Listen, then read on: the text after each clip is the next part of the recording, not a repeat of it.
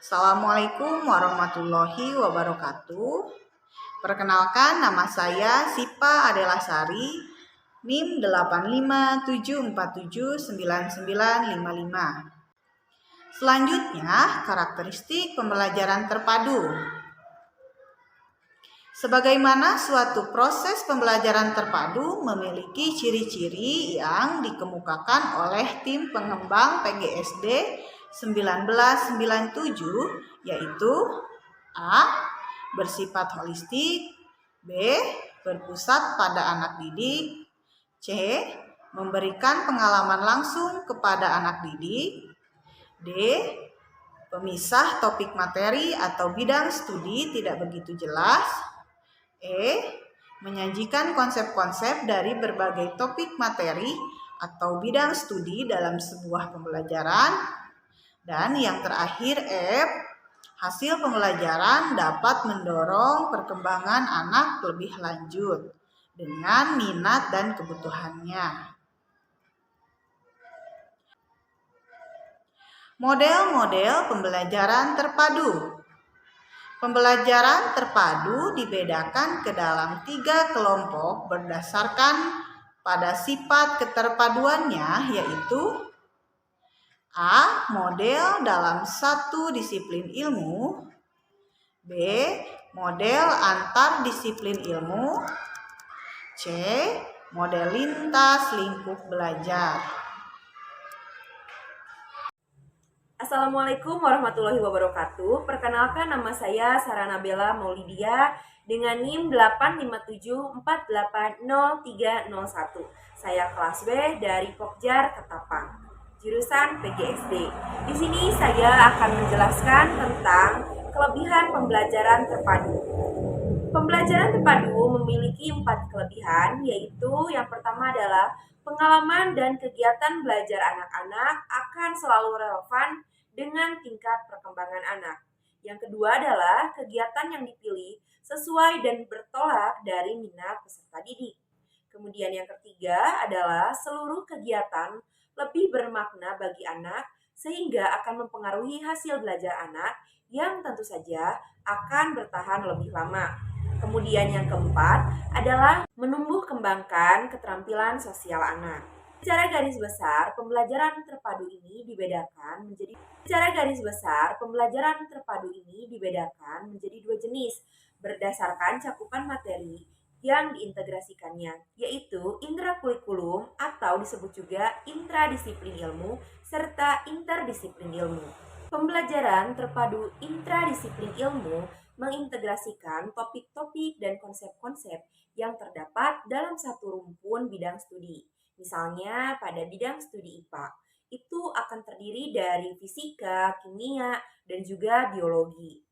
Namun pada kenyataannya, fisika, kimia, dan biologi ini pada pembelajaran IPA di SD tidak dipisahkan secara jelas dan tidak ada batas-batas yang pasti antara pelajaran satu dengan pelajaran yang lainnya. Sedangkan pembelajaran interdisiplin ilmu mengintegrasikan topik dan konsep dalam berbagai disiplin ilmu. Contoh pembelajaran terpadu intrakurikuler atau intradisiplin ilmu pada pokok bahasan sifat-sifat air dan udara, serta pembuatan alat-alat sederhana dengan menggunakan sifat-sifat air. Ada beberapa tahap yang perlu diperhatikan dalam pembelajaran secara intradisiplin ilmu dengan menggunakan topik air ini, yaitu yang pertama adalah dalam pembelajaran di kelas perlu diungkapkan tentang air serta sifat-sifatnya. Dalam hal ini, guru dapat menanyakan kepada siswa tentang sifat-sifat air, kemudian guru juga bisa menjelaskan berbagai macam tentang sifat-sifat air yang kemudian akan dipelajari oleh siswa secara langsung, sehingga pemahaman siswa akan lebih bertahan lama. Selanjutnya yang kedua adalah menjelaskan wujud air. Menjelaskan wujud air ini terkait dengan pelajaran fisika ataupun juga kimia. Nah, guru bisa menjelaskan tentang wujud air ini yang merupakan kaitannya dengan fisika dan kimia. Namun, pada pembelajaran IPA di SD ini tidak dibatasi menyebutkan bahwa pelajaran tersebut adalah pelajaran fisika ataupun juga kimia. ketiga adalah menjelaskan tentang manfaat air, di mana guru dapat menjelaskan tentang manfaat air. Kemudian guru juga dapat bertanya kepada siswa tentang apa manfaat air yang dirasakan oleh siswa dalam kehidupan sehari-hari. Dengan demikian, tentu siswa akan lebih mengetahui apa manfaat air terhadap kehidupan sehari-hari secara langsung, dan tentu pemahaman itu akan berlangsung lebih lama dalam ingatan siswa. Selanjutnya yang keempat adalah mengkaitkan topik air dengan pertumbuhan organisme. Ini terkait dengan pembelajaran biologi. Namun di IPA, kembali lagi tidak ada batasan antara pelajaran IPA dengan pelajaran biologi. Semuanya dikaitkan. Pada pembelajaran ini, mengkaitkan topik air dengan pertumbuhan organisme yang merupakan kaitannya dengan pelajaran biologi, guru dapat bertanya kepada siswa tentang manfaat air yang apabila disiramkan ke tumbuhan, apakah itu akan mempengaruhi pertumbuhan. Itu adalah bagian pembelajaran terpadu intradisiplin ilmu. Selanjutnya adalah pembelajaran interdisiplin ilmu. Pembelajaran interdisiplin ilmu ini adalah yang mengintegrasikan konsep ataupun topik ke dalam berbagai disiplin ilmu. Berdasarkan contoh yang sudah diuraikan tadi tentang manfaat air dan sifat-sifatnya, langkah-langkah yang dapat ditempuh pada pembelajaran interdisiplin ilmu adalah dengan mengkaitkannya pada ekonomi, matematika, lingkungan, bahan kimia, biologi, serta sosial budaya, seperti pada bagian berikut ini. Guru dapat menjelaskan kaitannya antara air dengan ekonomi. Sebagai contoh, guru dapat mengkaitkan kebiasaan orang yang pada saat ini banyak sekali orang yang menggunakan air atau mengkonsumsi air dengan membeli air botol kemasan. Padahal sebelumnya air sangat mudah didapatkan tanpa harus menggunakan air minum kemasan. Hal ini tentu saja berhubungan dengan bidang ekonomi. Selanjutnya adalah berhubungan dengan lingkungan. Guru dapat mengkaitkan antara air yang terdapat banyak sekali air bersih di lingkungan pedesaan dengan air yang susah didapatkan di lingkungan perkotaan diakibatkan lingkungan yang sudah tercemar di daerah perkotaan.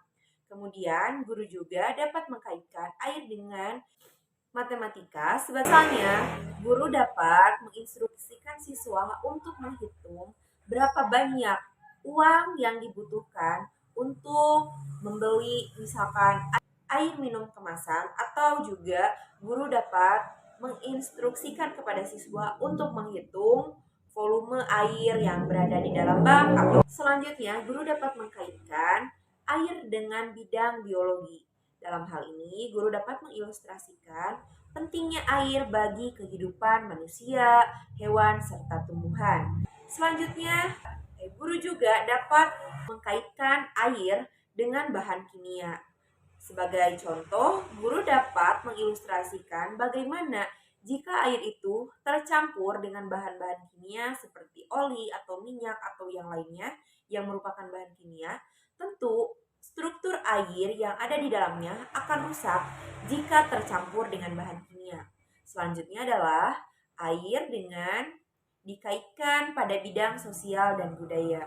Hal ini dapat guru ilustrasikan dengan cara mengilustrasikan bagaimana pengaruh sosial terhadap pemasangan air, misalkan air pump, mengilustrasikan bagaimana pengaruh sosial terhadap pemasangan air, misalkan air pump, kemudian bagaimana budaya orang-orang sekitar setelah menggunakan air PDAM, itu sebagai contohnya. Dan demikian, pembelajaran secara terpadu itu dapat dipadu-padankan dalam sebuah pembelajaran yang tentu saja akan sangat bermanfaat bagi siswa dengan 4 kelebihan tadi yang sudah dijelaskan di awal.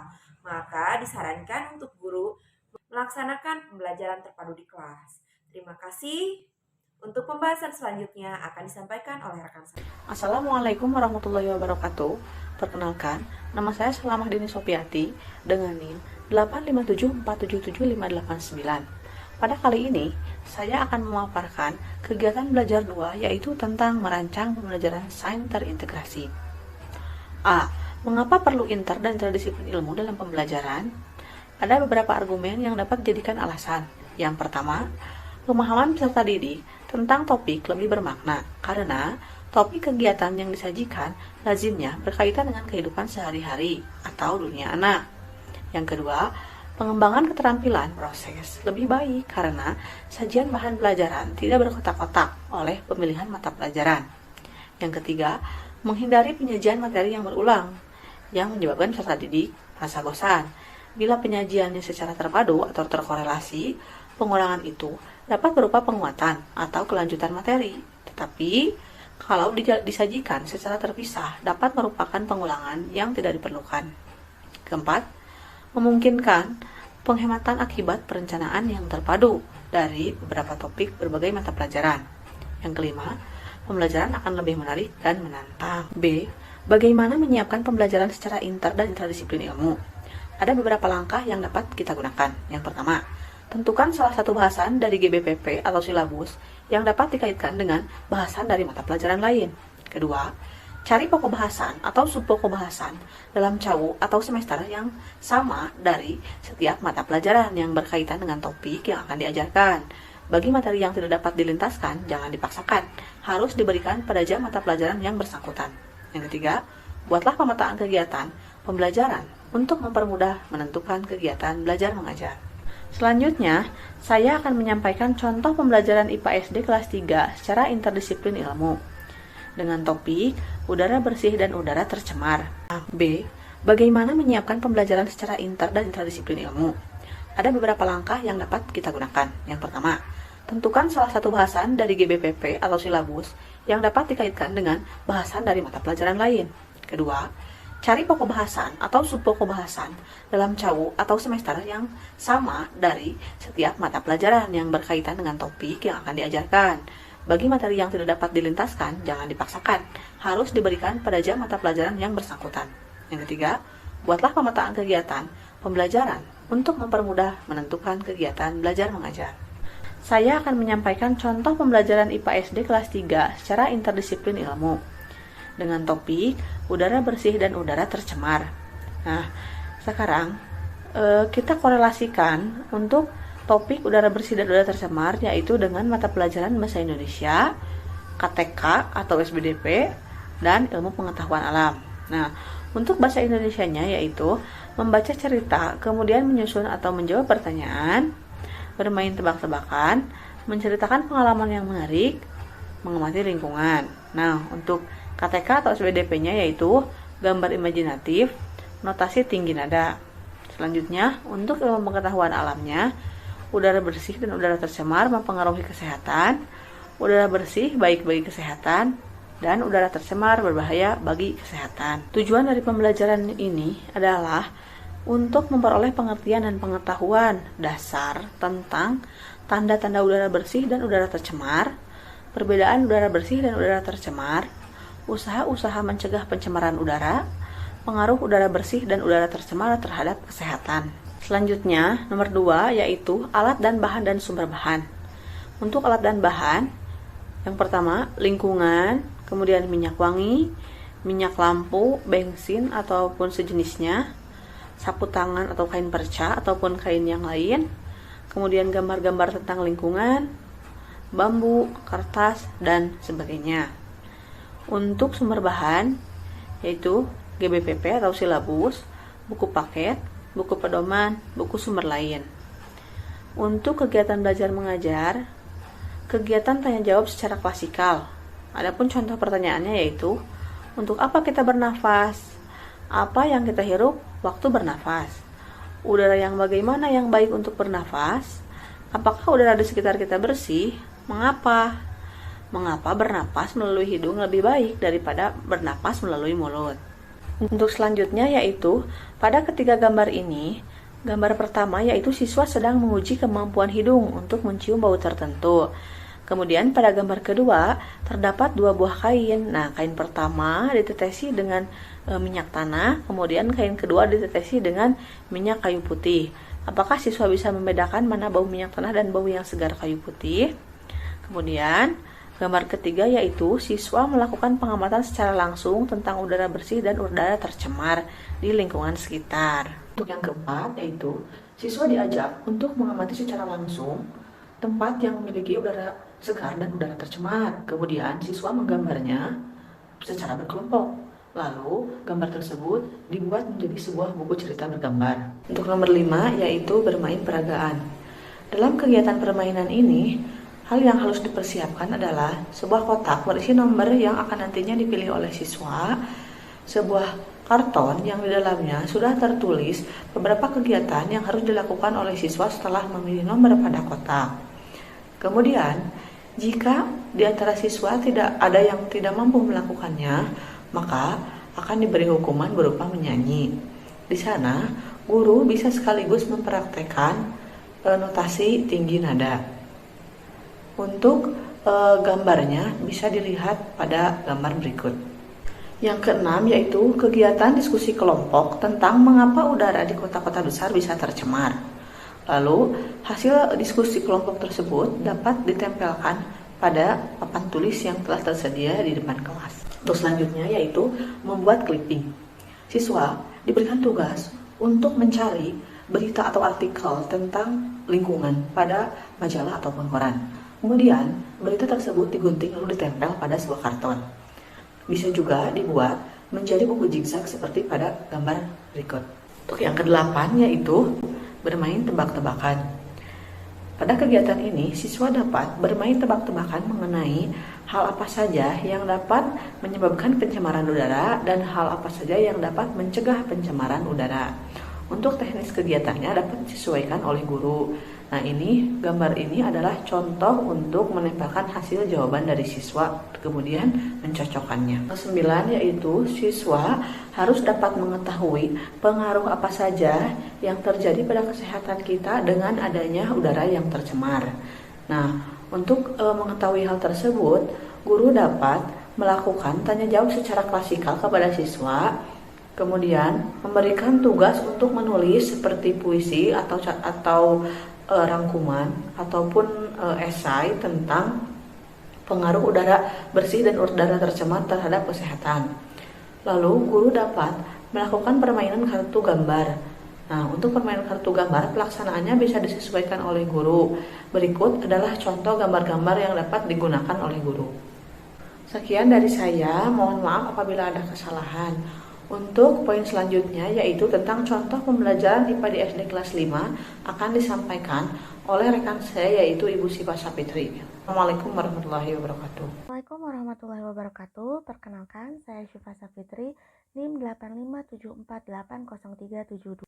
Selanjutnya, saya akan memaparkan mengenai contoh pembelajaran IPA SD pada kelas 5 sebagai contoh pembelajaran terpadu intrakurikulum dengan topik listrik. Topik listrik dalam hal ini kita jadikan sebagai topik inti. Dalam kurikulum SD, topik listrik diberikan pada kelas-kelas akhir, yaitu kelas 5 dan kelas 6. Adapun tahap-tahap dalam pembelajaran adalah sebagai berikut. Pertama, dalam pembelajaran di kelas perlu diungkapkan pengertian listrik serta sifat-sifatnya. Hal-hal apa saja yang dapat dijadikan sebagai sumber listrik, serta meminta siswa untuk memberikan contoh alat-alat apa saja yang dapat membangkitkan tenaga listrik. Dalam hal ini, pembelajaran dilaksanakan dengan menggunakan alat-alat sederhana seperti penggaris plastik, kain wol, serpihan kertas, balon kertas, dan lain sebagainya. Selama pembelajaran berlangsung, diperlukan keterlibatan siswa secara aktif dalam pembelajaran. Pertanyaan-pertanyaan yang akan diajukan sebaiknya disiapkan terlebih dahulu. Tahap kedua, yaitu kemudian Anda dapat berpindah pada topik cahaya dengan mengajukan beberapa pertanyaan, seperti apakah manfaat listrik bagi kehidupan kita? Adakah alat-alat atau perabotan di rumahmu yang menggunakan listrik? Apakah Anda menggunakan listrik sebagai sumber penerangan di malam hari? Apakah menggunakan antara listrik dengan cahaya? Pertanyaan-pertanyaan ini akan menggiring siswa pada lampu sebagai lampu menyala. Adapun tahap-tahap dalam pembelajaran adalah sebagai berikut. Pertama, dalam pembelajaran di kelas perlu diungkapkan pengertian listrik serta sifat-sifatnya.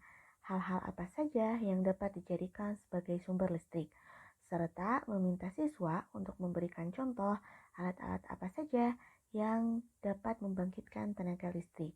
Dalam hal ini, pembelajaran dilaksanakan dengan menggunakan alat-alat sederhana seperti penggaris plastik, kain wol, serpihan kertas, balon kertas, dan lain sebagainya. Selama pembelajaran berlangsung, diperlukan keterlibatan siswa secara aktif dalam pembelajaran. Pertanyaan-pertanyaan yang akan diajukan sebaiknya disiapkan terlebih dahulu. Tahap kedua, yaitu kemudian Anda dapat berpindah pada topik cahaya dengan mengajukan beberapa pertanyaan, seperti apakah manfaat listrik bagi kehidupan kita? Adakah alat-alat atau perabotan di rumahmu yang menggunakan listrik? Apakah Anda menggunakan listrik sebagai sumber penerangan di malam hari? Apakah menggunakan antara listrik dengan cahaya? Pertanyaan-pertanyaan ini akan menggiring siswa pada lampu sebagai lampu menyala. Dan yang ketiga, kemudian kita dapat berpindah pada topik energi, gaya, dan kerja. Dalam hal ini, tetap dikaitkan dengan topik listrik dengan mengajukan pertanyaan sebagai berikut. Apakah kaitan antara listrik dan energi? Apakah kaitan antara listrik dengan gaya? Apakah kaitan antara listrik dengan kerja? Dan yang ketiga, kemudian kita dapat berpindah pada topik energi, gaya, dan kerja. Dalam hal ini, tetap dikaitkan dengan topik listrik dengan mengajukan pertanyaan sebagai berikut. Apakah kaitan antara listrik dan energi? Apakah kaitan antara listrik dengan gaya? Apakah kaitan antara listrik dengan kerja? Sebagai gambaran pada saat ini, banyak peralatan rumah yang menggunakan listrik sebagai sumber energi. Kipas listrik dapat berputar karena dihubungkan dengan listrik. Bahkan di beberapa tempat, alat angkutan seperti mobil ada yang menggunakan listrik sebagai sumber energi untuk menggerakkan mobil yang disimpan dalam bentuk baterai.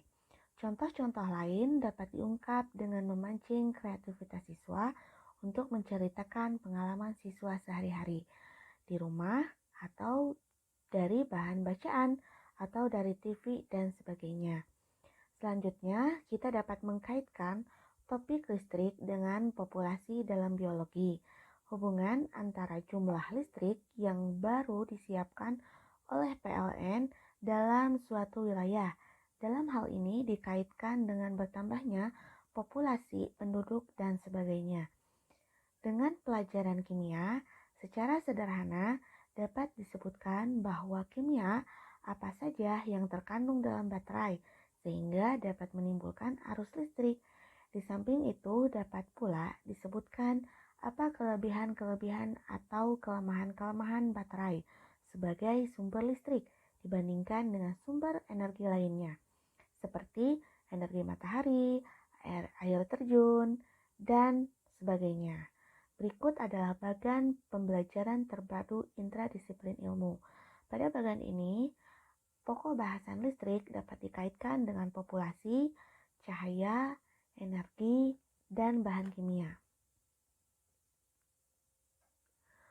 Untuk pembelajaran selanjutnya, kita dapat mengkaitkan topik listrik dengan populasi dalam biologi. Hubungan antara jumlah listrik yang baru disiapkan oleh PLN dalam suatu wilayah. Dalam hal ini dikaitkan dengan bertambahnya populasi, penduduk, dan sebagainya. Dengan pelajaran kimia, secara sederhana dapat disebutkan bahwa kimia apa saja yang terkandung dalam baterai sehingga dapat menimbulkan arus listrik. Di samping itu dapat pula disebutkan apa kelebihan-kelebihan atau kelemahan-kelemahan baterai sebagai sumber listrik dibandingkan dengan sumber energi lainnya, seperti energi matahari, air terjun, dan sebagainya. Berikut adalah bagan pembelajaran terpadu intradisiplin ilmu. Pada bagan ini, pokok bahasan listrik dapat dikaitkan dengan populasi, cahaya, energi, dan bahan kimia. Berikut adalah bagan pembelajaran terpadu intradisiplin ilmu. Pada bagan ini, pokok bahasan listrik dapat dikaitkan dengan populasi, cahaya, energi, dan bahan kimia. Untuk pembelajaran intradisiplin ilmu, sebagai topik inti dapat digunakan listrik sebagai topik utama. Langkah-langkah yang telah ditempuh di atas kemudian dikembangkan lagi dengan mengaplikasikan listrik dengan bidang matematika. Misalnya, bagaimana cara menghitung kuat arus apabila potensial listrik dan tahanan listrik diketahui dan sebagainya. Kemudian, dapat pula Anda kaitkan dengan konsep dalam bidang ilmu ekonomi.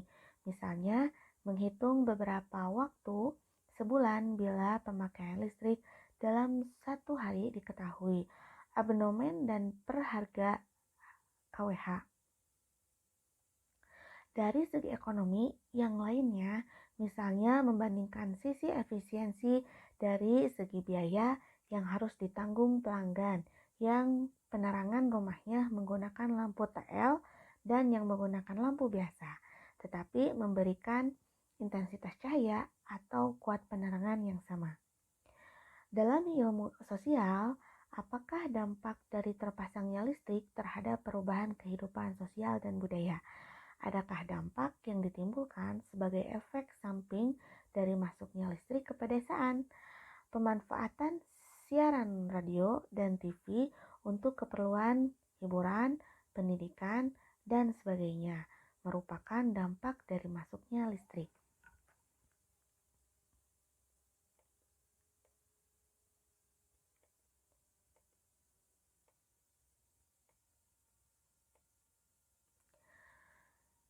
Di samping itu, masuknya listrik ke desa-desa dapat mengubah kebiasaan-kebiasaan dalam rumah tangga, misalnya dalam pemakaian listrik untuk menyetrika menggantikan setrika yang menggunakan arang tempurung kelapa. Dapat dilihat dalam bagian di atas, bagan pembelajaran terpadu intradisiplin ilmu dalam topik utama listrik dapat dihubungkan dengan populasi, ekonomi, cahaya, kimia, matematika, energi, dan sosial budaya. Sehingga siswa dapat memahami berbagai hal dalam satu pembahasan topik utama yang berkaitan. Terima kasih, cukup sekian pembahasan dari saya. Wassalamualaikum warahmatullahi wabarakatuh.